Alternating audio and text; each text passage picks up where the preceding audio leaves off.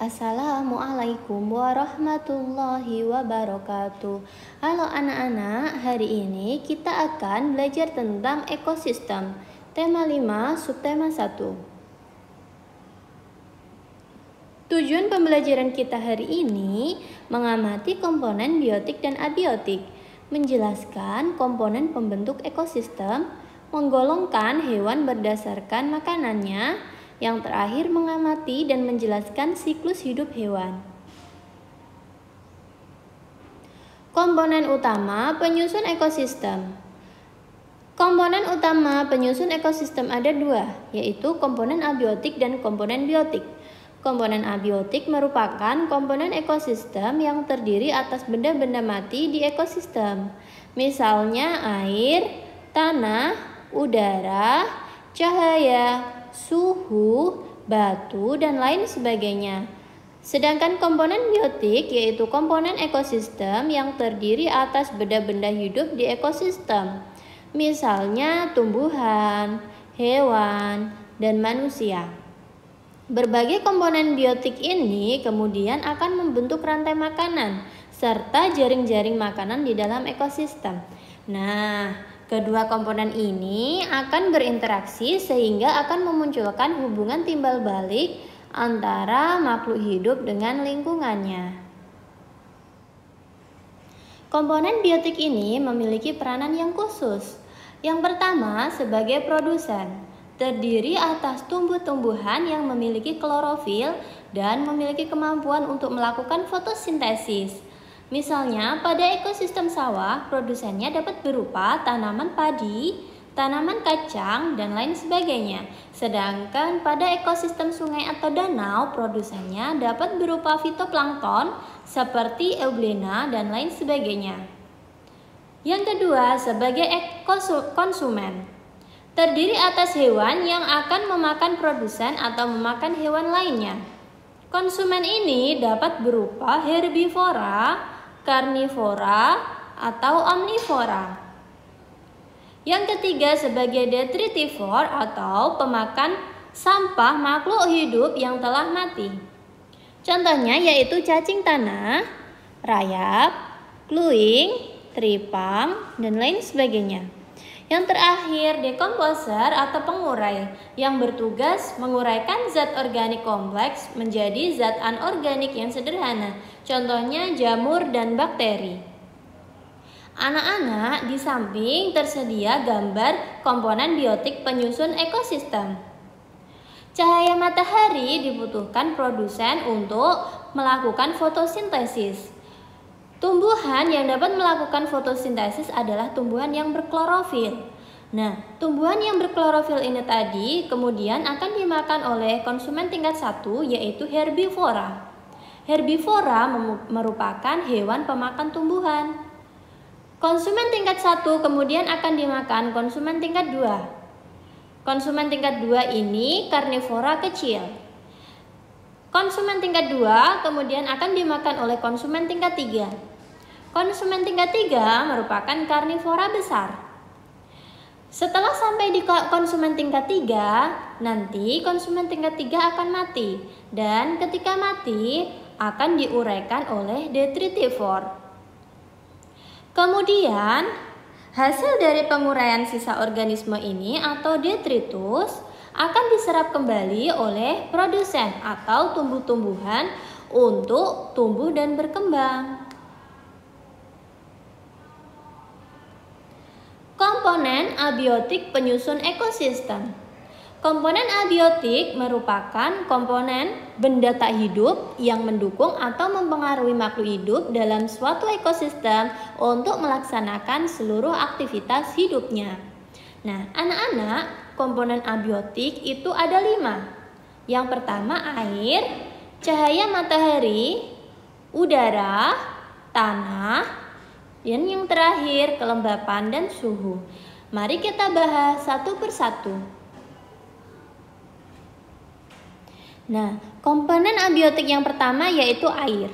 Tumbuhan hijau juga memerlukan air untuk bahan menyusun makanan atau bahan organik melalui kegiatan fotosintesis. Yang kedua, tanah.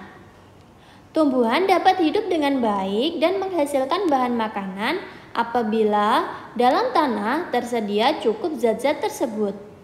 Kelangsungan hidup herbivora dan karnivora bergantung pada tumbuhan. Jika tumbuhan dalam muka bumi ini sudah tidak ada, maka kemungkinan besar kehidupan herbivora dan karnivora akan punah. Komponen abiotik yang ketiga yaitu udara. Udara diperlukan makhluk hidup untuk bernafas. Tumbuhan memerlukan gas karbon dioksida dari udara untuk proses fotosintesis. Walaupun demikian, tumbuhan juga tetap menyerap gas oksigen untuk proses biooksidasi atau pembakaran makanan dari hasil fotosintesis. Komponen abiotik yang keempat yaitu cahaya. Cahaya diperlukan oleh semua makhluk hidup. Selain itu, untuk melihat juga untuk melangsungkan aktivitas kehidupannya. Bagi tumbuhan hijau dan bakteri fotosintetik, cahaya diperlukan untuk proses fotosintesis. Oleh karena itu, tumbuhan beradaptasi dengan berbagai cara untuk mendapatkan cahaya secara optimum. Komponen abiotik yang terakhir yaitu suhu. Suhu di permukaan bumi dipengaruhi oleh sinar matahari. Suhu yang rendah meningkatkan tekanan udara, begitu juga sebaliknya. Perbedaan tekanan udara di dua daerah menyebabkan terjadinya aliran udara atau angin. Udara bergerak dari daerah bertekanan tinggi ke daerah yang bertekanan rendah. Sekarang kita akan membahas jenis makanan hewan. Nah, jenis makanan hewan berasal dari tumbuhan dan berasal dari hewan. Apa saja jenis makanan hewan yang berasal dari tumbuhan? Ya, yang pertama ada nektar. Nektar didapat dari bunga.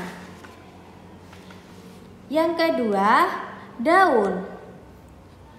Daunan merupakan makanan hewan herbivora. Yang ketiga, buah. Buah merupakan makanan monyet dan kelelawar. Yang keempat, biji-bijian. Biji-bijian merupakan makanan ayam dan burung. Yang terakhir, umbi-umbian, misalnya wortel, merupakan makanan kelinci.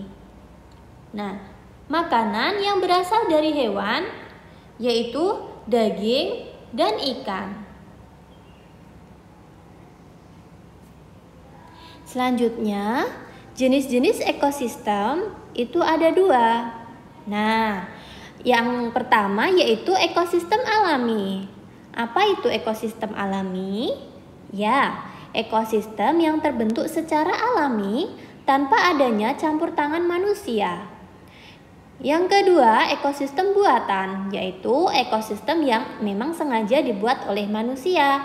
Nah, apa sih contohnya dari kedua ekosistem tersebut? Nah, yang pertama ekosistem alami.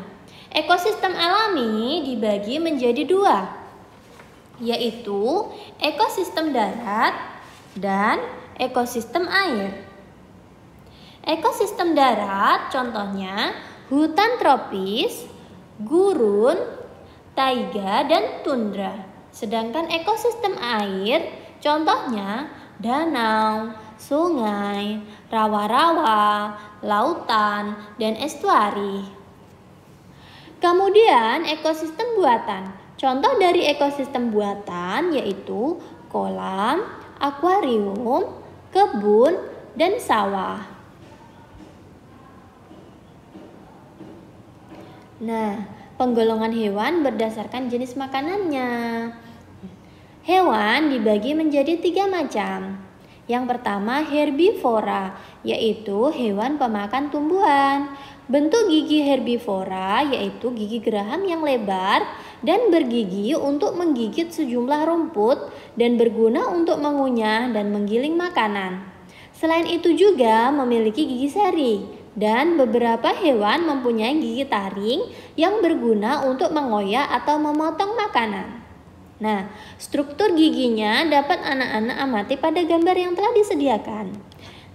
Contoh hewan herbivora yaitu sapi, kambing, kuda, kerbau, kelinci, dan lain sebagainya.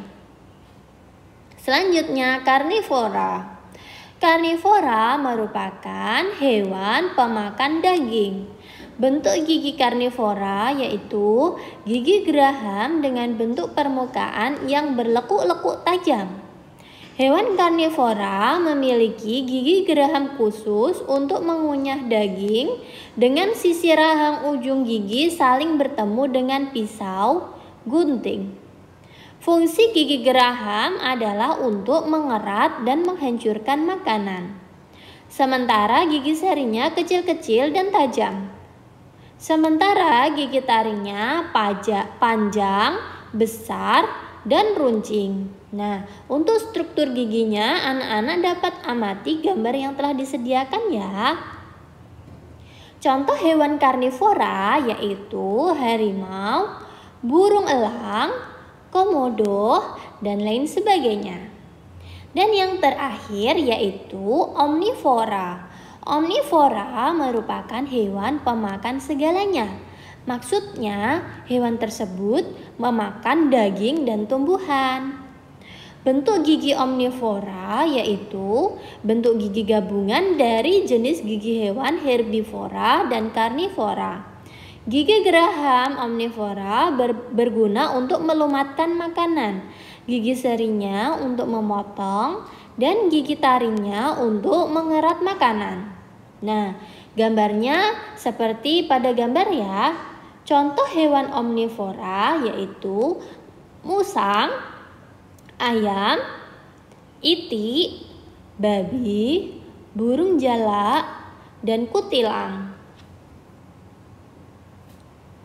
Anak-anak, kita telah mempelajari macam-macam hewan berdasarkan jenis makanannya. Selanjutnya kita akan mempelajari tentang siklus hidup hewan. Hewan ada yang siklus hidupnya mengalami metamorfosis. Apa sih metamorfosis itu? Metamorfosis merupakan suatu proses perkembangan biologi pada hewan yang melibatkan suatu perubahan penampilan fisik dan atau struktur setelah kelahiran atau penetasan.